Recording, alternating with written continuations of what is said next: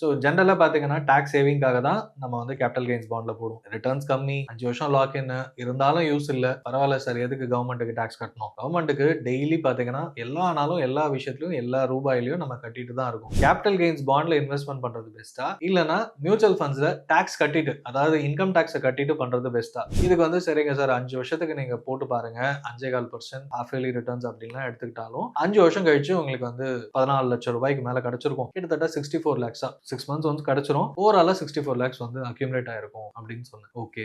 Mutual ஃபண்ட்ஸ்ல investment பண்றீங்க. முதல்லயே வந்து கேபிட்டல் கெயின்ஸ் டாக்ஸ் கட்டி தான் ஆகணும் இல்லையா? ஸோ 50 லட்சத்துல இருந்து 12.5% வந்து கவர்மெண்ட்டுக்கு கட்டியாச்சு. So 43.4 lakhs something. ஸோ இந்த அமௌண்ட்ட தான் மியூச்சுவல் ஃபண்ட்ல போட போறோம். அண்ட் இது வந்து நம்ம வந்து ஒரு மிட் கேப் ஃபண்டோ, ஸ்மால் கேப் ஃபண்டோ, சரி லார்ஜ் ஃப்ளெக்ஸி கேப் ஃபண்டுன்னே வச்சுக்கலாம். ஒரு 5 இயர்ஸ் ஒன்ஸ் நம்ம 5 இயர்ஸ்க்கு நம்ம பண்றோம். லாக் இன் பீரியட் கிடையாது. பட் 5 இயர்ஸ் வந்து எடுக்காம இருக்கும். ஏன்னா கேபிட்டல் கெயின்ஸ் பாண்ட்ல எடுக்க முடியாது. அதே மாதிரி மியூச்சுவல் ஃபண்ட்ல போடும். இதே 43.4 லேக்ஸ் போட்டீங்கன்னா 5 வருஷத்துல உங்க பணம் டபுள் ஆகிறதுக்கான வாய்ப்புகள் இருக்கு. சோ அப்போ இந்த 43ன்றது இன்னொரு 43, 44 கிட்டத்தட்ட 88 லட்சமா உங்க கையில இருக்கலாம்.